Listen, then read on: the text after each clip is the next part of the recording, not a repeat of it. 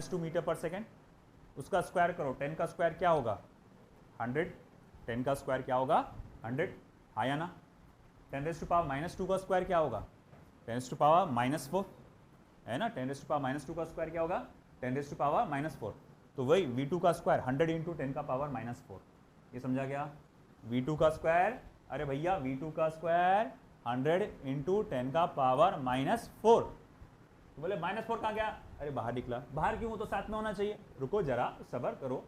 तो अब ये क्या है, V1 क्या है 5 सेंटीमीटर पर सेकेंड है ना, क्या मैं उसको 5 इंटू 10 का पावर -2 मीटर पर सेकेंड नहीं बोल सकता, अरे हाँ या ना, बोल सकता ना। अब इसका स्क्वायर करो तो 25 इंटू 10 का पावर -4, इसके साथ भी आया, दोनों के साथ आया, तो हम लोग आयदीपन क्या करते, कॉमन में लिखते 100 - 25, so what will be the answer 1/2 multiply by 75 into 10 का पावर -1 है ना, 3 -4 -1 हो जाएगा।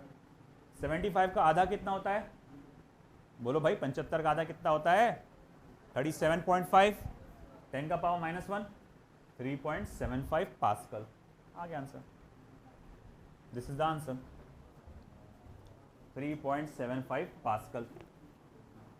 ऐसा लगता है गाली दे रही किसी को, इंग्लिश वाली।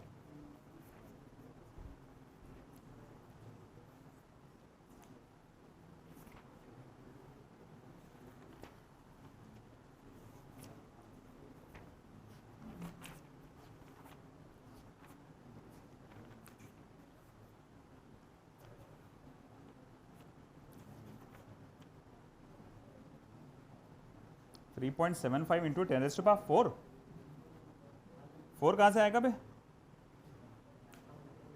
आइला 4 कहाँ से आएगा,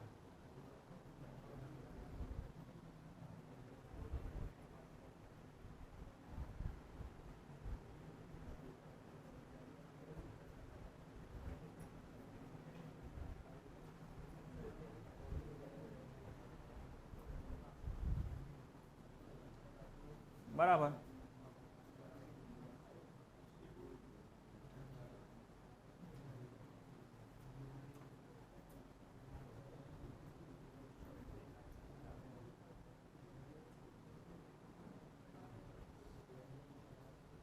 अच्छा, उसका ही गलत है, उसने डायरेक्ट 10 की वैल्यू सेंटीमीटर्स में डाल दिया, डायरेक्ट सॉल्व कर दिया, उसने मीटर में कन्वर्ट ही नहीं किया, डायरेक्ट वैसे ही सॉल्व कर दिया, इसीलिए भरोसा नहीं करना, ऐसे बहुत है, डायरेक्ट उसने 10 सेंटीमीटर पर सेकंड डाल दिया, उसने मीटर पर सेकंड में कन्वर्ट ही नहीं किया, 100 - 25 75 का डाला, आ गया बस उससे। चलो हो गया लिखना, क्वेश्चन लिखना तो सभी का हो ही जाऊंगा।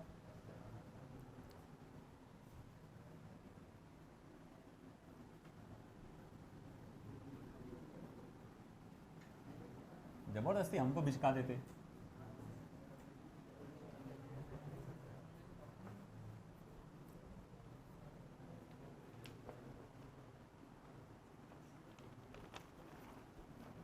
चलो ये वाला आप सॉल्व करके बताएंगे।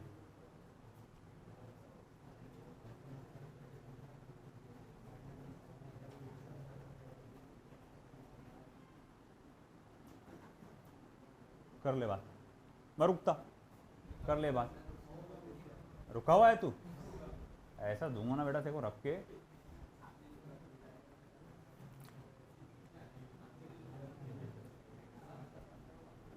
सच में सामने लेना पड़ता तुमको। द प्रेशर ऑफ वाटर, जल्दी लिख, इनसाइड, जल्दी लिख, रुकना नहीं, the closed pipe is 3 into 10⁵ Newton per meter square, full stop. This pressure reduces to 2 into 10⁵ Newton per meter square, क्या बात है, on opening the valve of pipe.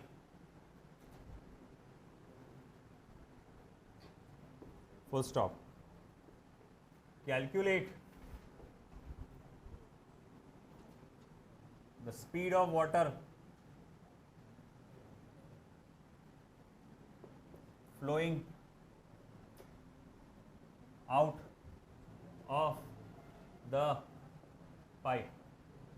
Calculate the speed of water flowing out of the pipe.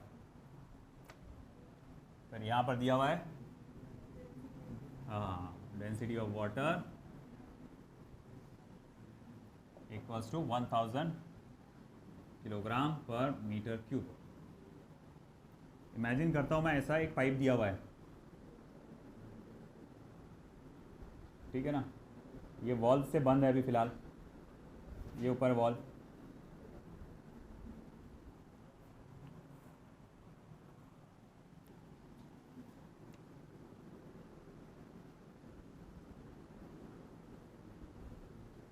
ठीक है. अब इस तरह से valve से एक पाइप बंद है, आपने वॉल्व को खोले, जैसी वॉल्व को खोलना चालू किए, ये वॉल्व ऊपर जाना सरकना चालू हुआ, तो मैं ये देख रहा हूँ कि भैया नीचे से ये पूरा सेक्शन खुलते जा रहा है. तो अब होगा क्या, पानी बड़े धर धर धर धर धर धर धर रफ्तार से यहाँ से बाहर निकलेगा, है कि नहीं. तो पानी फुल स्पीड से बाहर निकलेगा. उसने दो जगह प्रेशर बताया है. मान लो ये पॉइंट नंबर 1 पकड़ लेते हैं अपन, और ये पॉइंट नंबर 2 पकड़ लेते हैं, सेम हॉरिजॉन्टल लेवल पे, अगेन सेम हॉरिजॉन्टल लेवल पे. प्रेशर एट पॉइंट 1 दिया हुआ है उसने आपको.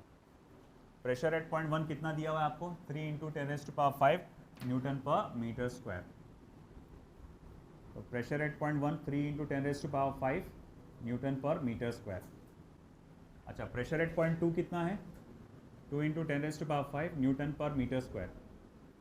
अच्छा ठीक है भाई, मान लिए, मान गया उस्ताद. आगे क्या, हाइट तो दोनों की सेम है, उसको मारो गोली. फिर रही बात वेलोसिटी, हाँ ये बात है, ये पता लगाओ. और ये भी V2 भी पता लगाना है अपने. V2 पता लगाना है, एक्चुअल आंसर में चाहिए अपने को, और V1 की ज़रूरत पड़ेगी V2 को कैलकुलेट करने में. First of all what will be the V1. V1 क्या रहेगा,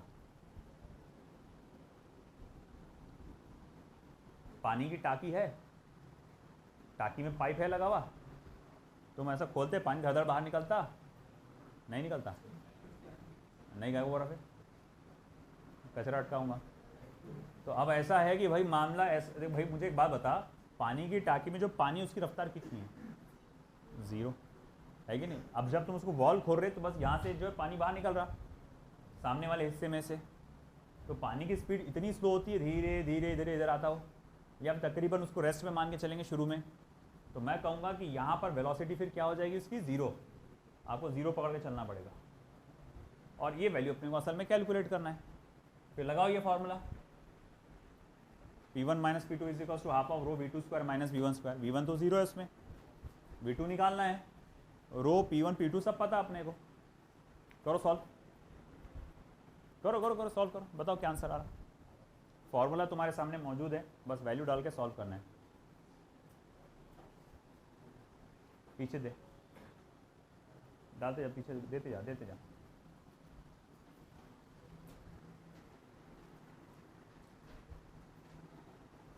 दीवार तक पहुंचा दे उसको.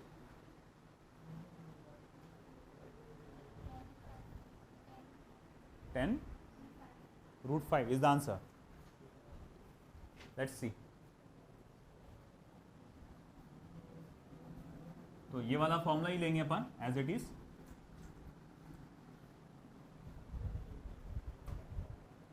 देखो 3 × 10⁵ माइनस 2 × 10⁵, ये हो जाएगा 1 × 10⁵, हाफ × 10⁵, V2 का स्क्वायर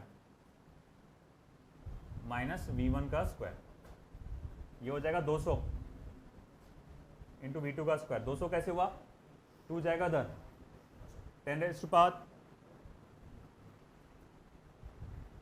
वो तीनों हकौड़े तेरे सर में घुसा दूंगा मैं, पहना हुआ है तो. 10⁵2 तो V2 square is equal to आपका 200, V2 is equal to under root of 200 यानी 10√2, 10√2 ना, है ना, 10√2 मीटर पर second. This will be the answer.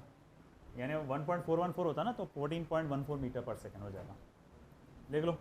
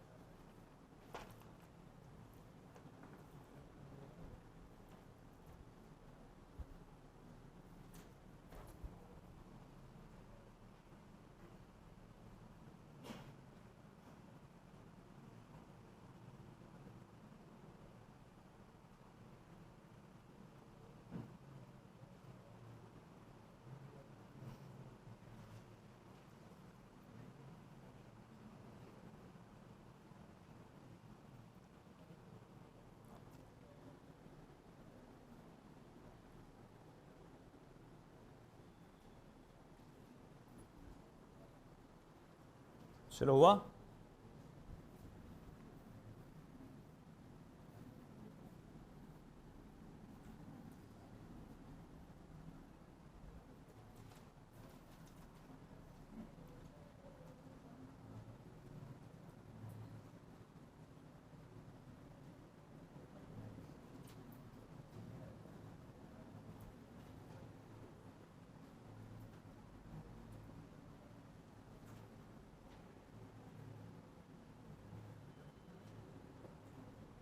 Application of Bernoulli's equation, कौन कौन से एप्लीकेशन आपको स्टडी करना है? Number 1, speed of efflux. Number 2, venturi tube. Number 3, lift of an aeroplane।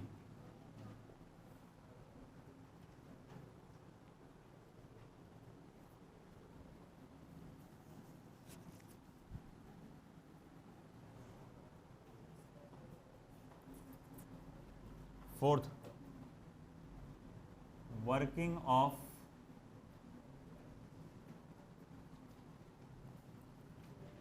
an atomizer। Fifth,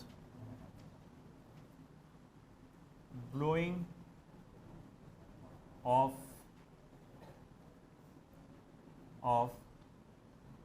roof by stormy winds।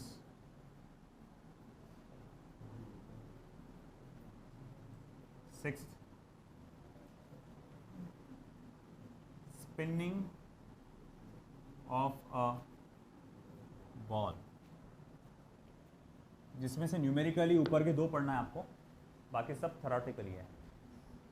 तो अब देखो बेटा, यहाँ पे इसमें से ऑलरेडी अपन ये वाला और ये वाला कंसेप्ट स्टडी कर चुके हैं थ्योरेटिकली। अगर आपको याद होगा, जब मैं बर्नौलीज प्रिंसिपल स्टार्ट कर रहा था, उसे एक्सप्लेन करने के लिए मैंने इन्हीं एप्लीकेशंस को समझाया था आपको। तो हम ये 3 एप्लीकेशंस देखेंगे, speed of efflux, venturi tube और वर्किंग ऑफ एन एटोमाइजर। इसमें सबसे पहला वाला स्टार्ट करते हैं।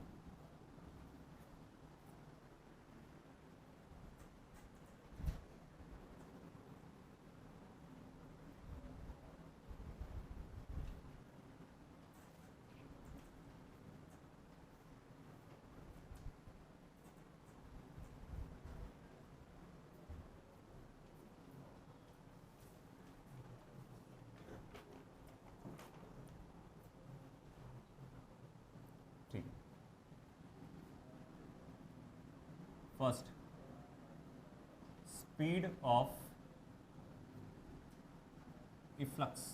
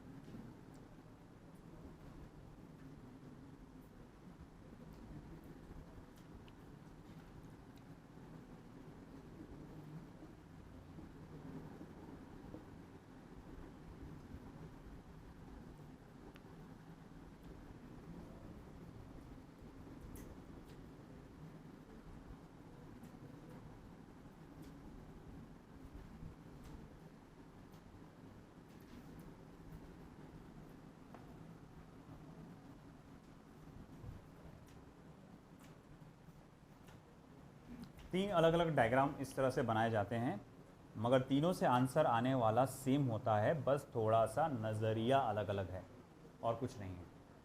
सॉल्व करने का थोड़ा सा तरीका अलग अलग हो जाता है। तो मामला क्या है यहाँ पर, अब आज के बाद अगर आपके घर में पानी की टाकी है ना, ऊपर पानी की टाकी और खुली पड़ी हुई है, खुली पड़ी है, बंद भी पड़ी तो चलेगा, मगर खुली है तो अच्छा रहेगा मतलब स्पीड निकालने के लिए।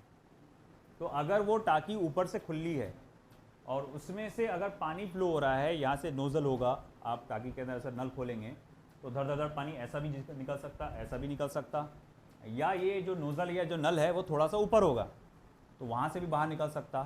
तो आप इजीली, बहुत आसानी से आप उसकी वेलोसिटी कैलकुलेट कर सकते हैं, रफ्तार कैलकुलेट कर सकते हैं पानी में। बोले कैसे, है ना, कोई मशीन लगाने की ज़रूरत नहीं है, सिर्फ आपको एक चीज़ चाहिए, है ना, पहले तो चाहिए दिमाग, है ना, पहला ज़रूरी है। दूसरा चाहिए हाइट, पानी कितनी हाइट तक भरा पड़ा हुआ है आपको वो चाहिए, और आपको सिंपल फ्री फॉल का फॉर्मूला चाहिए। फ्री फॉल, जी हाँ, जब भी कोई चीज़ को एक सर्टेन हाइट से आप नीचे गिराते हैं, ड्रॉप कर रहे हैं, इनिशियल वेलोसिटी कितनी है, 0। हाइट h तक नीचे गिरने के बाद, हाइट h तक नीचे गिरने के बाद उसकी वेलोसिटी क्या होगी, इफ़ यू रिमेंबर, वो वेलोसिटी होती है √2gh, है ना, फ्री फॉल। सुने जैसा लग रहा, कहीं तो भी बोले, है ना। तो जब भी कोई ऑब्जेक्ट को आप एक सर्टेन हाइट h से गिराते हैं, ड्रॉप करते हैं, और आप देखते हैं भैया जब यहाँ पर h डिस्टेंस तक चला गया तो उसकी फाइनल वेलोसिटी क्या होगी, तो ये फॉर्मूले से रिप्रेजेंट करते हैं, v = √2gh। सिंपल यही फॉर्मूले से आप इसको कैलकुलेट करते हैं, इसी फॉर्मूले से आप वेलोसिटी ऑफ फ्लूइड निकाल सकते हैं। ये बताया था टॉरिसेली ने, और यही कहा गया उनके लॉ में, this is called as Torricelli's law. अच्छा ठीक है, ये होगा कैसे, बट कैलकुलेट कैसे करेंगे, उसका डेरिवेशन हमको देखना है। देखो ये जो डायग्राम है स्टेट बोर्ड के हिसाब से, वो एग्जैक्ट आखिरी वाली एनसीईआरटी के हिसाब से, है ना, कुछ नहीं, मामूली सा अपने को पैटर्न तो एक्चुअल स्टेट बोर्ड का देखना है अपने को, कि स्टेट बोर्ड में कैसे डिराइव किया गया है ना, हल्का फुल्का उसका भी बता दूंगा तुमको मैं, है ना। अल्टीमेटली आपको पैटर्न इसका सीक्वेंस इसका देखना है स्टेट बोर्ड का, और दोनों फॉर्मूले आखिरी में एक ही स्टेज पर आते हैं, उससे कोई डिफरेंस आता नहीं। अगर आप उससे भी गए उससे भी गए तो आंसर एक ही तरीके से आने वाला है। तो खैर ये टाकी ऊपर से खुली है, तो यहाँ मैं बोलूँगा क्या है, तो बोले हवा है, तो यहाँ प्रेशर किसका होगा, एटमॉस्फेयर का। तो यहाँ पर भी क्या होगा, प्रेशर एटमॉस्फेयर का। अच्छा, ये जो ऑरिफिस है, ऑरिफिस मतलब एक होल होता है या नल होता है जिसमें से पानी बाहर निकलेगा। इस ऑरिफिस की ग्राउंड लेवल से हाइट कितनी है? मान लो वो एकदम नियर है, वो 0 है उसकी हाइट, ये छेद की, और ये वाला हाइट क्या है? काफ़ी ज़्यादा है। अब मैं क्या करूँगा, ये 2 पॉइंट्स पर बर्नौलीज प्रिंसिपल लगाऊंगा। तो by Bernoulli's principle, by Bernoulli's equation या प्रिंसिपल, इस पॉइंट की मान लो ये सफिक्स 1 और इसको दूंगा मैं सफिक्स 2। तो इस पॉइंट पे pressure P1 plus half of rho V1 का square plus rho G H1 is equals to P2 plus half of rho V2 का square plus rho G H2। देख लो भाई, बर्नौलीज इक्वेशन के तहत मैं यहाँ का प्रेशर, यहाँ का kinetic energy per unit volume, यहाँ का potential energy per unit volume, sorry यहाँ का potential energy per unit volume is equal to यहाँ का प्रेशर प्लस यहाँ का kinetic energy per unit volume plus यहाँ का potential energy per unit volume. ये है ना, ये kinetic energy per unit volume है, याद होगा, आपको बताया था कल मतलब लास्ट क्लास में। ये क्या है? Potential energy per unit volume है। अच्छा ठीक है, फिर आप बोलोगे अरे भाई यहाँ P1 और P2 तो एटमॉस्फेरिक प्रेशर है। बोले कैसे? अरे दोनों भी हवा में खुले हैं ना, तो भैया वहाँ तो प्रेशर आने वाला है आपका same, which is equal to atmospheric pressure. अच्छा, अगर ऐसी बात है तो फिर ये P1 और ये P2 तो हो जाएंगे कैंसिल, है ना। फिर बचेगा क्या? सिर्फ ये half of rho V1 square. रुको रुको रुको, मैं बोलूँगा ये H2 भी कैंसिल होता। बोले क्यों? ये भी 0 होता। बोले ऐसे कैसे? अरे ज़मीन से इसकी हाइट कितनी है? 0 है। तो मैं बोलूँगा अच्छा, फिर बचता क्या फिर? तो बोले सिर्फ ये बचता आपका हाफ ऑफ रो V1 का square plus rho G H1 is equals to half of rho V2 का स्क्वायर। अच्छा भाई, मान गया। अब आगे क्या? अरे इसमें से रो भी निकला, वो भी कैंसिल हो गया। अच्छा ठीक है, कर दो कैंसिल। तो मैं लिखूँगा हाफ ऑफ V1 का square plus G H1 is equals to half of V2 का स्क्वायर। अच्छा ठीक है। अब एक काम करो, V1 को हाफ को उधर लेके चले जाओ, तो आप उसको ऐसा लिख सकते 2G H1 is equals to V2 square minus V1 square. ये समझा क्या भैया? ये समझा क्या हुआ? तो इतना दिमाग है क्या? समझा क्या? हाँ नहीं है। अरे इधर ध्यान दो, ये हाफ ऑफ रो V1 का स्क्वायर इधर आएगा तो क्या बनेगा? Half of V2 square minus half of V1 का स्क्वायर। उसमें से हाफ कॉमन निकलेगा और वो 2 इधर चला जाएगा, तो ये 2 किसके साथ आ गया? 2G H1 के साथ। और यहाँ क्या बच गया? V2 square minus V1 square. नहीं समझा? अरे नहीं समझा ना? Half of V1 square G H1 sorry plus G H1 is equals to half of V2 square. एक काम का पूरा 2 से मल्टीप्लाई कर दे, V1 square plus 2G H1 is equals to V2 square.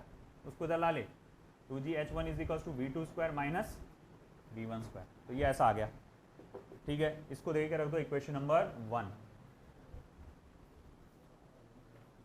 चलो भाई, ये तो आ गया हमारे पास 2G H1 V2 square minus V1 square. मुझे काम किसका है? मुझे क्या निकालना है, कैलकुलेट करना है? तो आप कहेंगे मुझे तो कैलकुलेट करना है नल में से जो पानी निकल रहा है उसकी रफ्तार, मतलब मुझे क्या निकालना है? V2। किसका काम नहीं है यहाँ पर? V1 का काम नहीं है। तो V1 को हटा दो। कैसे हटा दो? बोले मिटा दो। अरे ऐसा नहीं मिटता रे वो, है ना, उसको ढूंढना पड़ेगा, उसको कहाँ, उसकी जगह क्या डालूँ मैं? तो अब मैं लगाऊंगा इक्वेशन ऑफ कंटिन्यूटी। मान लो कि यहाँ का एरिया ऑफ क्रॉस सेक्शन कितना है? A1, और यहाँ का एरिया ऑफ क्रॉस सेक्शन कितना है? A2। तो मैं यहाँ लिख सकता हूँ, क्या लिख सकता हूँ? A1 V1 is equals to A2 V2, या फिर आप लिख सकते हैं V1 के जगह पे A2 V2 upon A1, A2 V2 upon A1। बिल्कुल सही है। फिर आप लिखेंगे 2G H1, हाँ जी लिख डाले, V2 का स्क्वायर, जी बिल्कुल, माइनस V1 के जगह A2 अपॉन A1 का होल स्क्वायर इंटू V2 का स्क्वायर, जी हाँ बिल्कुल। अब आगे देखो, गौर से देखो, आपको नहीं लगता कि जो टाकी का साइज होता है ऊपर से और जिसका नल का डायमीटर होता है, टाकी का डायमीटर और नल के डायमीटर में बहुत बड़ा फर्क होता है। एरिया ऑफ क्रॉस सेक्शन और उसका जो A1 की वैल्यू है A2 के मुकाबले कैसी है? बहुत ज़्यादा बड़ी होती है। तो A1 is very much greater than A2। A1 is very much greater than A2। हस्फी साहब इधर ध्यान दो, A1 is very much greater than A2। इसका मतलब क्या हुआ कि A2 अपॉन A1 क्या होगा, अप्रोक्सीमेशन में 0 के करीब होगा, क्योंकि डिनोमिनेटर बहुत बहुत बड़ा है, न्यूमरेटर बहुत बहुत छोटा है। आंसर जो भी आएगा वो कैसा आएगा, बहुत अच्छा आएगा। अबे कैसा आएगा, 0.00 समथिंग करके आएगा। इतना छोटा आंसर है तो लिख के फायदा ही क्या है ना, वो बिल्कुल कोई काम का ही नहीं, तो हटा दो, तो ये पूरा का पूरा वैल्यू क्या हो जाएगा फिर 0। तो फिर बचा क्या, 2gh1 is equals to v2 का स्क्वायर। देखो क्या लिख सकते हैं आप इसको, v2 is equals to under root of 2gh1 यानी पानी की हाइट, है ना। तो देखो भाई h1 या h बोलो आप, एक ही बात है, h1 भी हो सकता है, h भी बोल सकते हैं, एक ही जगह। आया समझ में। तो देखो वही जो मैंने बोला था कि ये फॉर्मूले से आप कैलकुलेट कर सकते हैं, वही हमारा डेरिवेशन प्रूफ हुआ। स्पीड ऑफ इफ्लक्स ये इंपॉर्टेंट डेरिवेशन है, ये बोर्ड एग्जाम में डिराइव करने के लिए बिल्कुल पूछ सकता है, प्लस आपको ये न्यूमेरिकल्स एमसीक्यूज में भी इंपॉर्टेंट है ना। अब इसमें एक बात गौर से सुनो, आप बताओ मुझे कि अगर मैं उसको एनसीईआरटी के अकॉर्डिंग करता तो मैं क्या करता कि ये जो हाइट मैंने 0 बोला है इसके जगह क्या लिखता, यहाँ पर रो जी y1 रो जी y2, रो जी y1 रो जी y2। फिर मैं क्या करता यहाँ पर ये y1 को उधर लेके जाता, ये रो जी y2 को उधर, हाँ रो जी y1 को उधर लेके जाता, फिर रो जी y2 माइनस रो जी y1 करता, और उसमें से रो जी कॉमन निकालता, बचता क्या y2 माइनस y1, और अल्टीमेटली y2 माइनस y1 होता क्या है h, और घुमा फिरा के वही आंसर आ जाता है यहाँ पर रो जी h, है कि नहीं। अगर एनसीईआरटी के अकॉर्डिंग करते आप तो आंसर क्या आता था, रो जी h। अच्छा आया समझ में आपको। अच्छा एक बात बता दे मुझे, ये पानी की टाकी ऊपर से खुली है, अगर पानी की टाकी ऊपर से बंद होती तो इस फॉर्मूले में क्या बदलाव आता था, बोलिए। P1 की वैल्यू 0 होती नहीं, अगर वैक्यूम होता तो 0 हो सकती थी, वैक्यूम नहीं।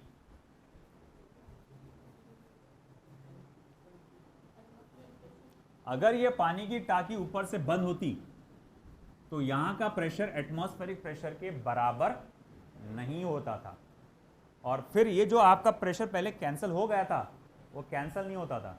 आप यहां पर सादा वाला प्रेशर जो भी प्रेशर होगा P वो लिखते थे, और यहां पर एटमॉस्फेरिक प्रेशर का PA लिखते थे, और आगे पूरी इक्वेशन को सॉल्व करते थे, और उसका जो फॉर्मूला निकल के आता था फिर वो ऐसा आता था, V is equals to under root of 2GH, ये जैसी की वैसी, plus P minus PA upon rho है कि ट्वाइस रो है, ये 2P माइनस PA है, 2P माइनस PA अपॉन रो, ये ऐसा आता था अगर पानी की टाकी ऊपर से क्या होती, बंद होती। तो ये बात याद रखना, न्यूमेरिकल में MCQ में हो सकता है कि अगर ऊपर से टाकी बंद है किसी चीज़ से तो फिर ये वाला फॉर्मूला लगाना पड़ेगा, हटा देंगे अपन बोले, है ना।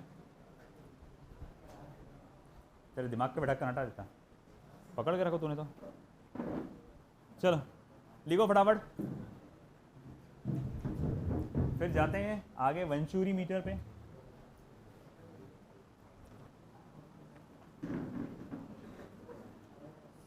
बातें नहीं,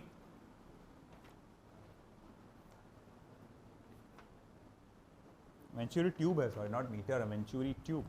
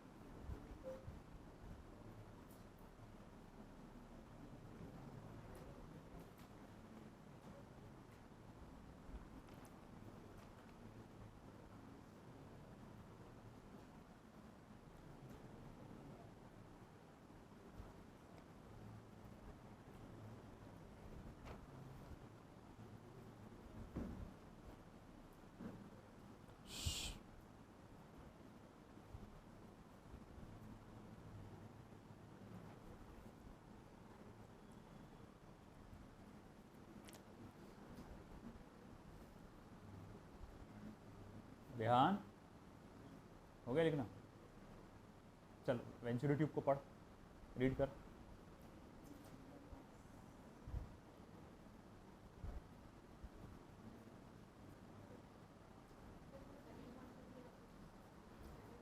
सेकंड पॉइंट ये वाला, एटमॉस्फेरिक प्रेशर के साथ, हाँ नहीं मैं उसकी बात नहीं कर रहा, आप इसके ऊपर बोल रहे हैं ऐसा शायद से, नहीं मैं उसकी बात नहीं कर रहा, मैं सिर्फ ये बात कर रहा कि ये जो पॉइंट खुला है हवा में, यहाँ पे प्रेशर कितना होगा, ये जो नहीं आप इसको लिक्विड कॉलम नहीं देखना है अपने को। लिक्विड कॉलम अगर समझो ये वाला पॉइंट लेता मैं लिक्विड कॉलम के अंदर, है ना, तो फिर आप बोलते थे हाँ भाई वो लिक्विड कॉलम का प्रेशर भी आता था उसके अंदर। आप जस्ट ऑरिफिस, ये जो ये नल जो खुला रहता है ना, तो बस उसके बाहर जो पॉइंट है, नल के एग्जैक्ट बाहर जो है पॉइंट, वो किसके कांटेक्ट में, एयर के, तो वहाँ पर प्रेशर किसका होगा, एटमॉस्फेयर का। टाकी के अंदर होता अगर वो पॉइंट, तो फिर वो आप जो बोल रहे हो वो सही है।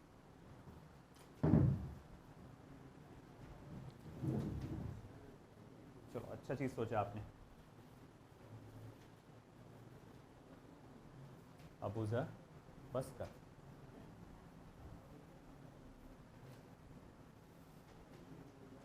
जैसा एक एक को नाम लेके बोलना पड़ेगा क्या, ऐसा?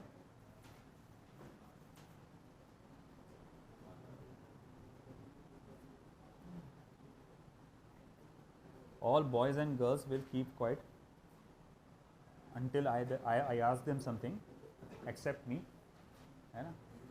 And if anybody talks, then I will think,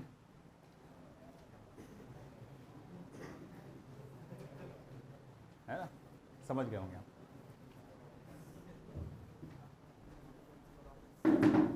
बोल रहा क्यों, मैंने मना करा ना बोलने, हुआ ये?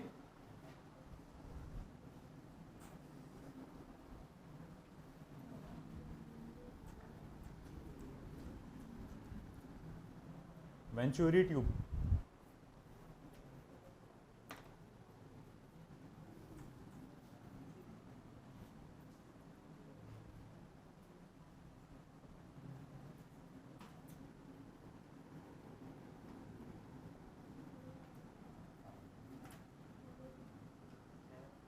मान लो ये एक पाइप है,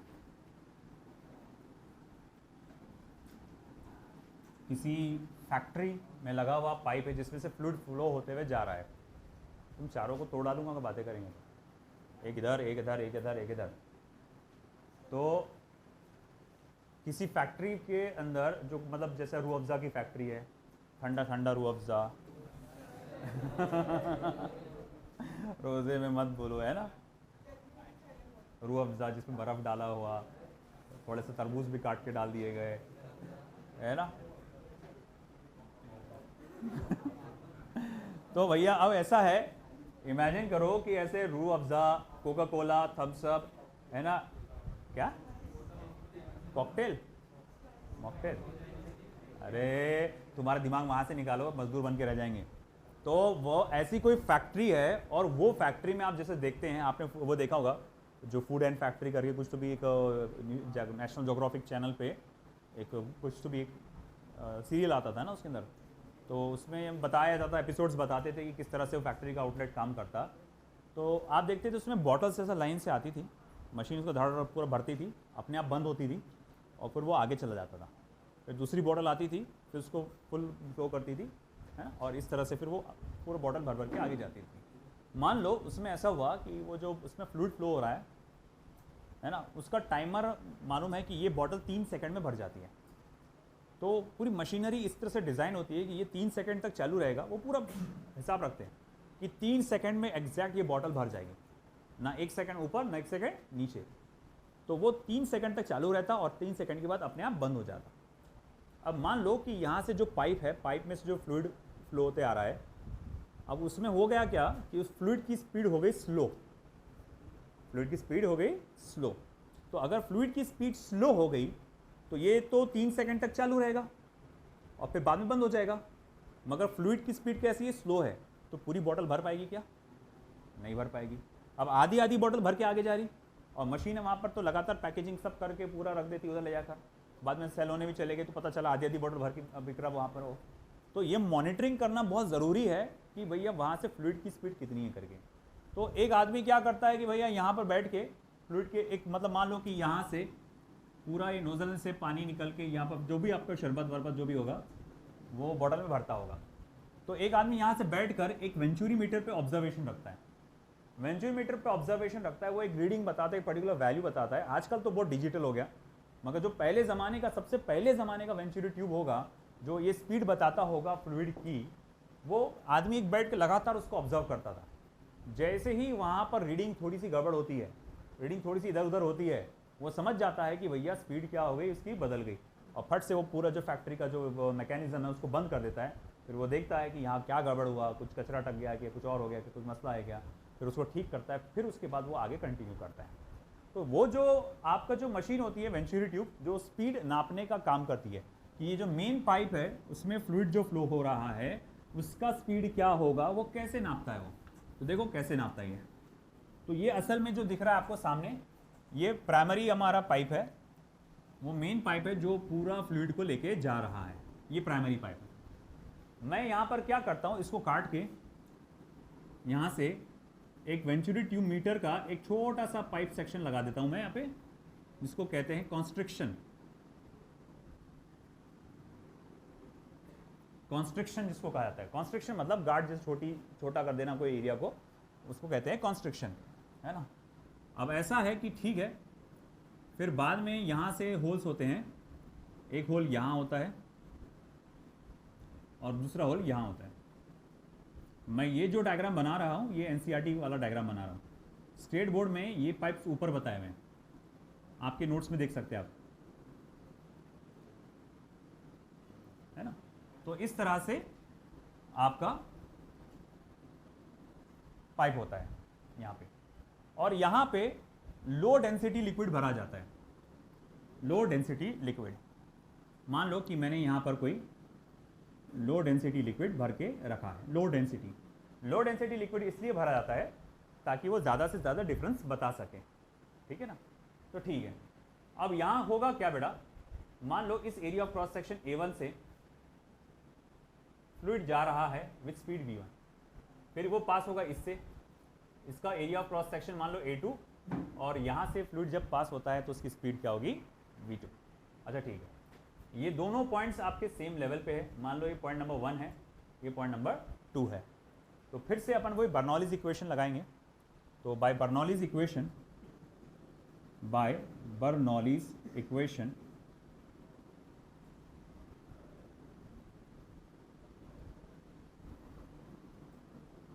क्या होगा, P1 plus half of rho V1 का square is equals to P2 plus half of rho V2 का स्क्वायर। कई लोग सोच रहे होंगे कि ρg H1 और ρg H2 किधर गायब हो गया। कई लोग सोच रहे होंगे कि ρg H1 और ρg H2 किधर गायब हो गया। तो मैंने उनको जानबूझ के गायब किया इस वजह से क्योंकि पॉइंट 1 और 2 जो मैंने लिया है वो दोनों भी सेम हॉरिजॉन्टल लेवल पे हैं, और अगर वो दोनों सेम हॉरिजॉन्टल लेवल पे है तो भैया वो उनकी वैल्यू तो कैसी आने वाली, सेम, तो वो वैसे भी कैंसिल होने वाले हैं। तो P1 is equals to half of rho V1 square, P2 is equals to half of rho V2 square. मैं इसको इधर ला लेता हूँ और P2 इधर ला लेता हूँ।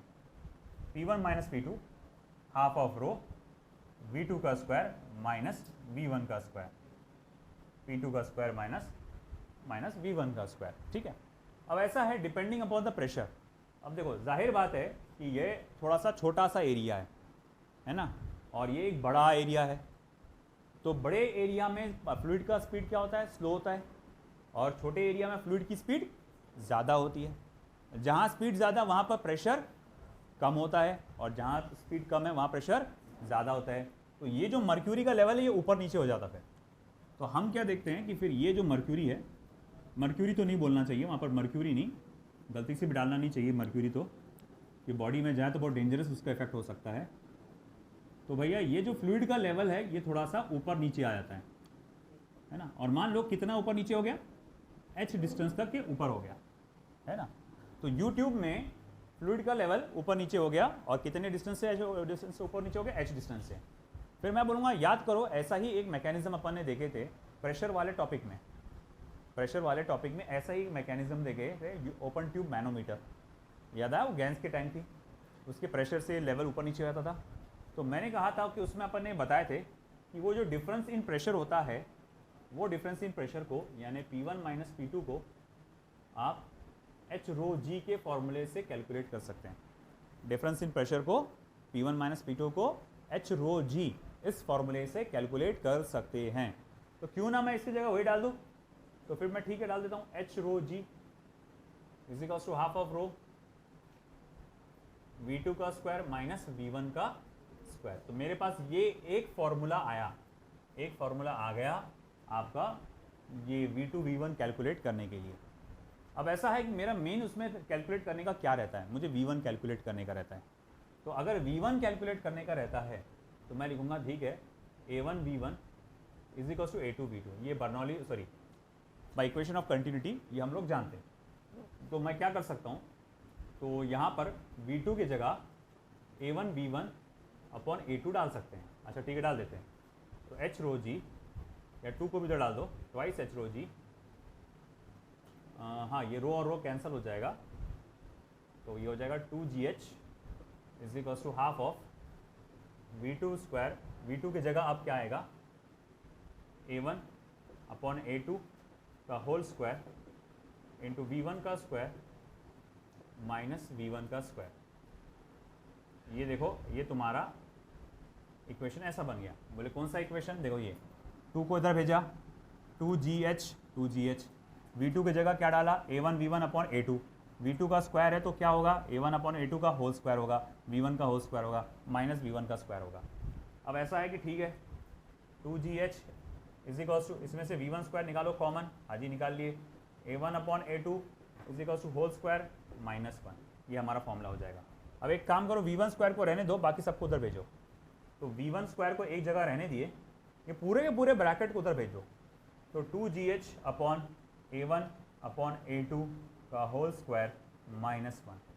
फिर आप क्या लिख सकते हैं यहाँ पर, इसका स्क्वायर रूट ले लो। तो V1 is equals to under root of 2GH upon A1 by A2 का होल स्क्वायर माइनस 1। तो मेरे पास ये फॉर्मूला आया in order to calculate the speed of fluid, है ना। V1 ये वेलोसिटी यहाँ से जो फ्लूइड गुजर रहा है उसकी रफ्तार क्या होगी, ये निकालने का फॉर्मूला आया। और इससे आपको एक बात समझ में आती है, क्योंकि अगर A1 बहुत ज़्यादा छोटा हुआ A2 से, तो A1 अपॉन A2 को आप क्या कंसिडर कर सकते हैं, अप्रॉक्सीमेशन में 0। और इस वक्त आप इसको अंडर रूट ऑफ 2GH वाले फॉर्मूले से कैलकुलेट कर सकते हैं। ये भी फॉर्मूला वापस वही पुराना वाला फॉर्मूला बन जाता है। आया क्या समझ में आपको? देख लो बेटा यहाँ पर क्या किया मैंने। सबसे पहले देखा कि ये मेरे को पाइप, ये मेन पाइप है, यहाँ फ्लूइड कितनी रफ्तार से फ्लो हो रहा है मुझे पता लगाना है। मैंने पाइप को काटा, उसके बीच में क्या लगाया, वेंचुरी ट्यूब। वेंचुरी ट्यूब में क्या होता है, एक ऐसा यू ट्यूब होता है जिसमें एक लो डेंसिटी फ्लूइड भरा होता है। अच्छा ठीक है, अब यहाँ देखो एरिया कम होने की वजह से वेलोसिटी ज़्यादा होगी, यहाँ एरिया ज़्यादा होने की वजह से वेलोसिटी कम होगी। वेलोसिटी कम होने से यहाँ का प्रेशर ज़्यादा होगा, यहाँ का प्रेशर कम होगा, जिसकी वजह से डिफरेंस आ जाएगा। अच्छा ठीक है, डिफरेंस आ जाएगा। फिर आगे क्या, बर्नौलीज इक्वेशन लगाए, यहाँ का प्रेशर, यहाँ का kinetic energy per unit volume, यहाँ का प्रेशर प्लस यहाँ का kinetic energy per unit volume. P2 को इधर लिए, हाफ ऑफ रो को इधर लिए, हाफ ऑफ रो को कॉमन निकाले, P1 माइनस P2 का एच रो जी लिखे, रो कैंसिल, पता चला कि एच इंटू जी, या फिर मैं इसको थोड़ा ऐसा लिखूंगा, ये फॉर्मूले के बाद ऐसा लिखेंगे अपन, 2GH is equals to V2 square minus V1 square. इसको दो मेन फॉर्मूला इक्वेशन नंबर 1, इसको दो equation number 1, 2GH V2 square minus V1 square. फिर मैंने बोला अरे कोई बात नहीं, अब भी बताता हूँ मैं। हम जानते हैं A1 V1 किसके बराबर होता है, A2 V2 के। A1 V2 की जगह क्या लिख सकते हैं, A1 V1 अपॉन A2। हाँ जी भाई लिख डालो यहाँ पर A1 अपॉन A2 का होल स्क्वायर V1 का स्क्वायर, V1 स्क्वायर को कॉमन निकालो, A1 अपॉन A2 का होल स्क्वायर माइनस 1। अच्छा ठीक है भाई, यहाँ पर अपन ने क्या किए थे, देखो यहाँ पर ये फिर पूरे ब्रैकेट को उसको 2GH के नीचे डाल दिया, हाँ डाल दिया, स्क्वायर रूट भी ले लिया, हाँ ले लिया। फिर बोले अगर A1 A2 से बहुत ज़्यादा छोटा हुआ तो ये फॉर्मूला ऐसा बनेगा, दिस इज वेंचुरी ट्यूब, लिख डालो, लिखो। क्या हो गया हंसने, सर दुख रहा, ऑक्सीजन की कमी।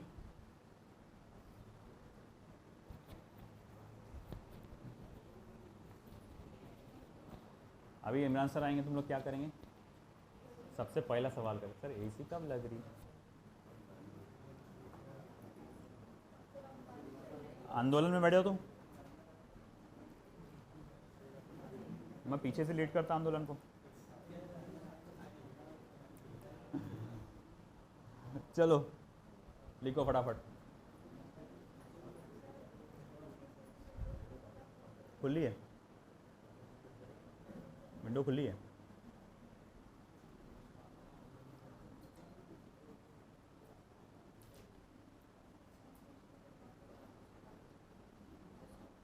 भाग गए, लिखो।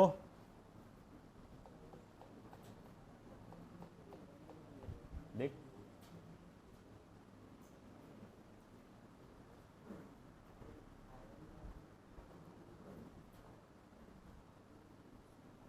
घर पे जाके याद से रिवाइज करना है इसको। रिवीजन करोगे तो याद हो रहेगा अच्छे से। आज के आज रिवीजन करोगे तो, नहीं करोगे तो पड़ जाएगा भारी।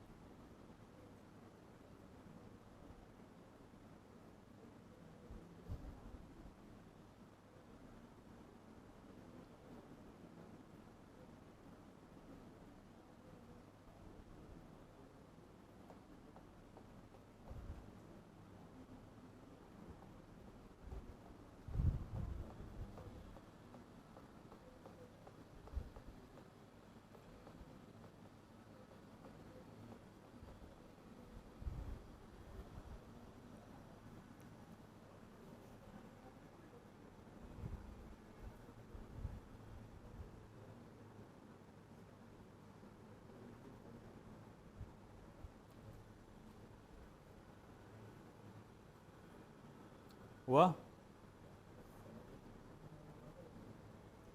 एटोमाइजर क्या होता है?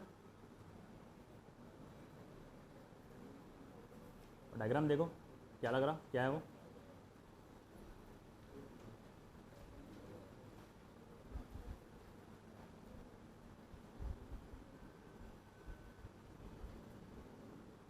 काय के जैसे दिख रहा डायग्राम? क्या?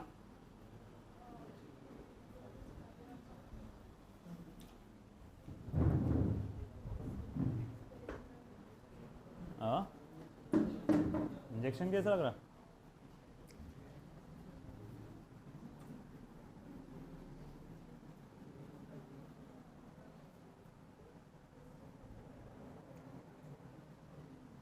कौन से नंबर का आ रहा हो? चौथे नंबर का ना, ऑटोमाइजर।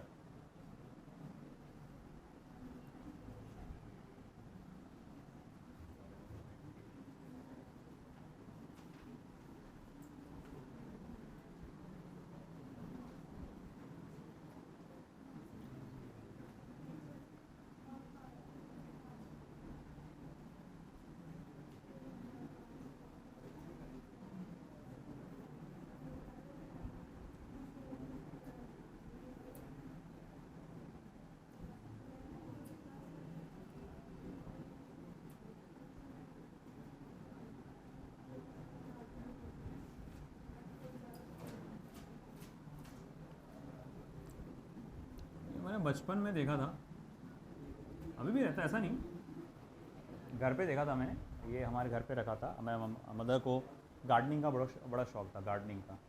तो वो जो स्प्रे करते हैं ना इंसेक्टिसाइड, पेस्टिसाइड्स, तो उसमें बॉक्स रहता नीचे। फिर बॉक्स के अंदर वो क्या, जो भी आपका केमिकल्स रहते हैं, है ना, जो भी पेस्टिसाइड्स रहते हैं वो डाल देते हैं यहाँ पे। फिर पिस्टन को आगे ऐसा पुश करते, तो जब वो पिस्टन को आगे ऐसा पुश करते तो वो स्प्रे के फॉर्म में बाहर निकलता है ना। फिर बाद में उसके अंदर हम लोग केरोसिन डाल के या फिर कोई दूसरा डाल के वो मच्छरों के लिए भी इस्तेमाल करते थे वो, है ना। आप बेगॉन का स्प्रे पहले वैसे आता था, अभी तो वो ऐसा आता ना। पहले ज़माने में जो एकदम स्टार्टिंग में जो बेगॉन वेगॉन जो होते थे उनका स्प्रे ऐसा आता था, वो अंदर से ऐसे ही पूरा एक फ्लूइड भरा रहता था।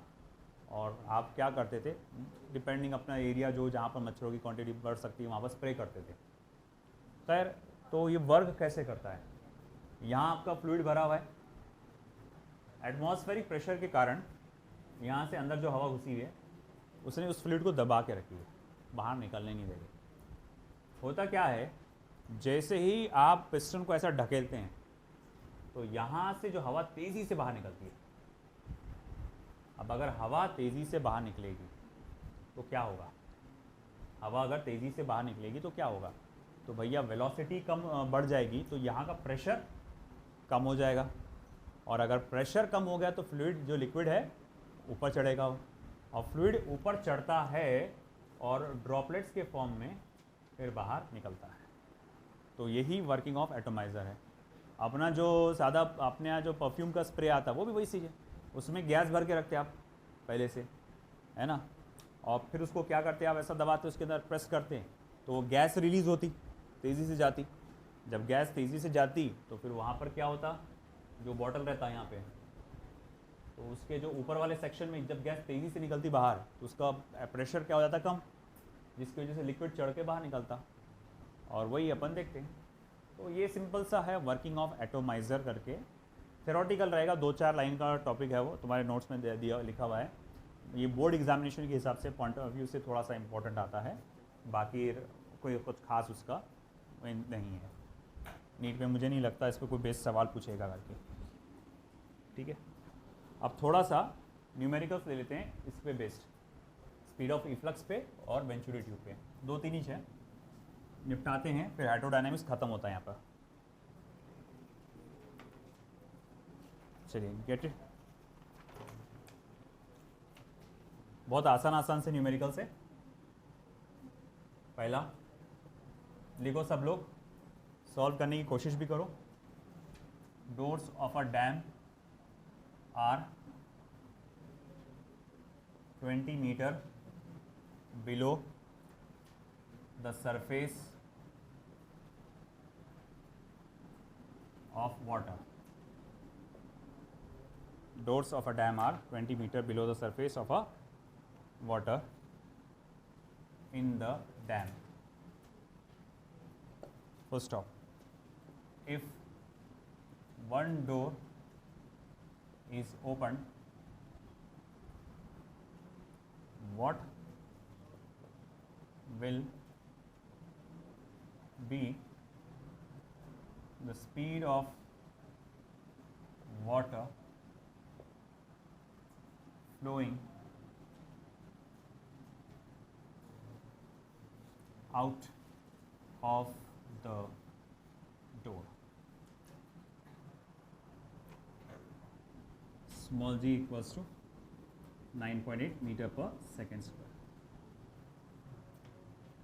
सिंपल सी बात है, डैम है, डैम की हाइट, पानी की कितनी हाइट है, 20 मीटर, 20 मीटर नीचे दरवाज़ा मौजूद है।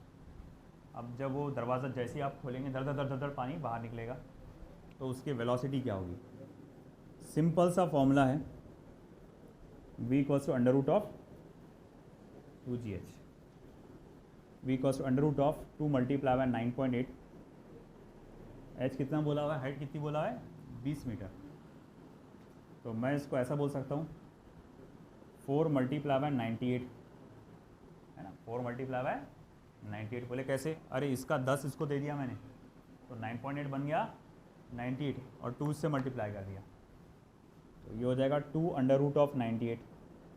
अब देखो तो अंडर रूट ऑफ 98 कितना होता, 8 8 64, 7 7 सॉरी 9 9 81 और 10 100, मतलब 9, हाँ सॉरी नहीं रे, 98 का स्क्वायर रूट, स्क्वायर ले लिया आपने, 10 से थोड़ा सा कम, कुछ कम आएगा वो, 98 का स्क्वायर रूट 9.9 या 9.6 ऐसा कुछ तो भी आएगा, देख कैलसी से,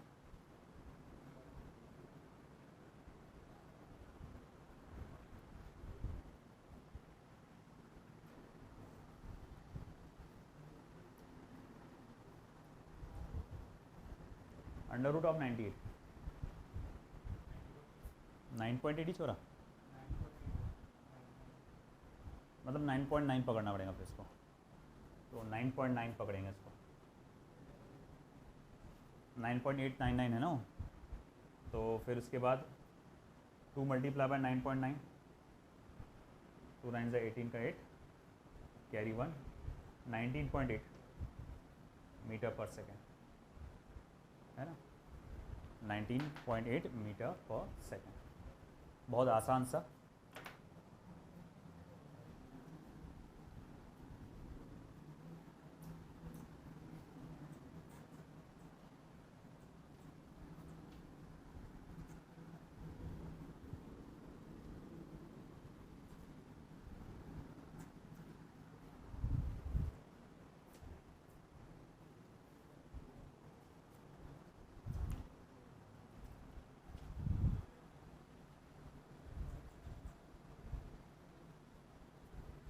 With what velocity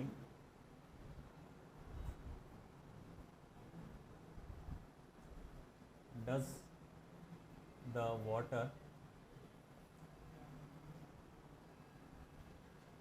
flow out of an orifice in a tank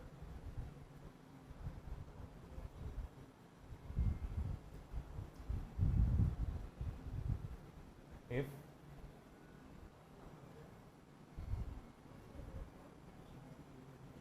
gauge pressure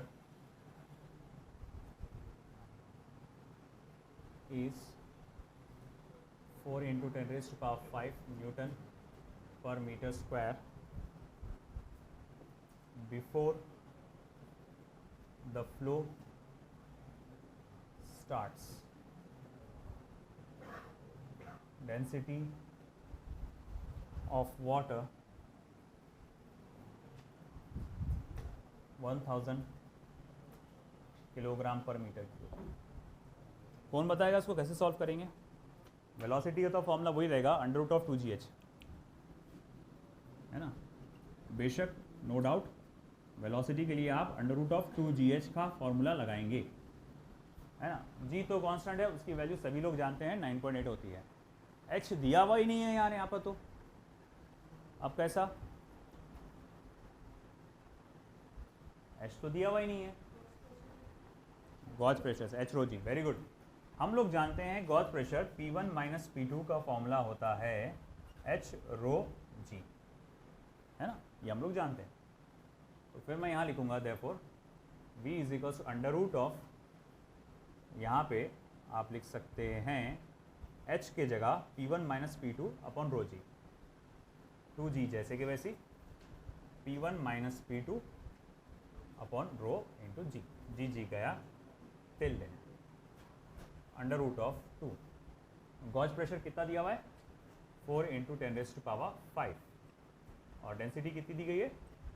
10 raise to power 3। 4 निकला बाहर, वो हो गया 2, 10 का पावर 2 भी बाहर निकला, वो हो गया 20 रूट 2 आएगा है ना। 4 निकला बाहर, 2 हो गया, 10 raise to power 5 divided by 10 raise to power 3 कितना होगा? 100, और 100 का स्क्वायर रूट कितना होता है? 10, तो वो 10 का स्क्वायर यहाँ पर आएगा, 20 से मल्टीप्लाई होगा, रूट 2, तो 20 रूट 2 मीटर पर second, this will be the answer. फिर बाद में वैल्यू डाल के सॉल्व कर लेना उसको। चलो, एंड द लास्ट क्वेश्चन लिख ले।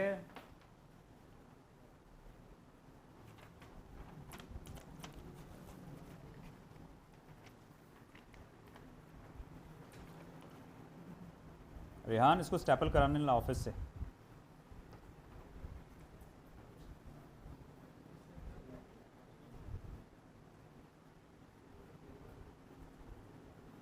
Water flows through a tube. Water पानी ट्यूब से बहते हुए जा रहा है, as shown in figure, as shown in figure.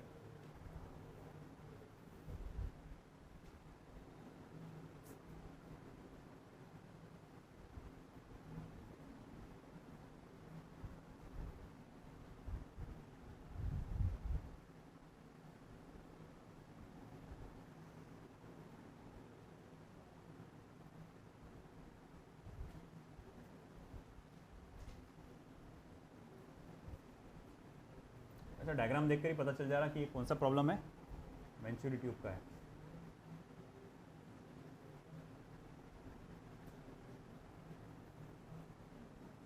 Point A, point B,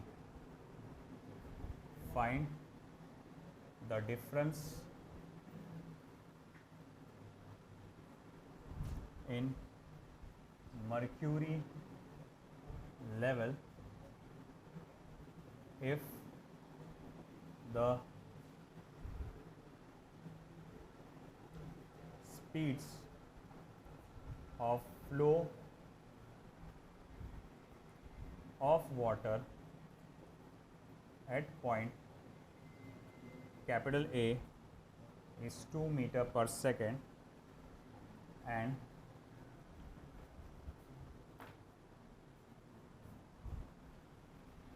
at capital B is 5 meter per second. Small g equals to 9.8 meter per second square.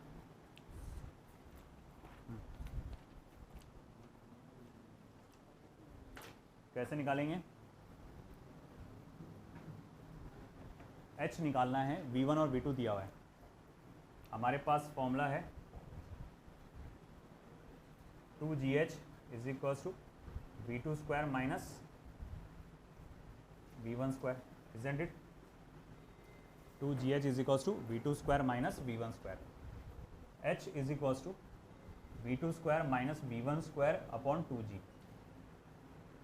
V2 कितना है? 5, उसका स्क्वायर क्या होगा? 25, 2 का स्क्वायर क्या आएगा? 4, तो 25 माइनस 4 अपॉन, एक काम करते हैं अप्रोक्सीमेशन में 10 ही पकड़ लेते हैं उसको।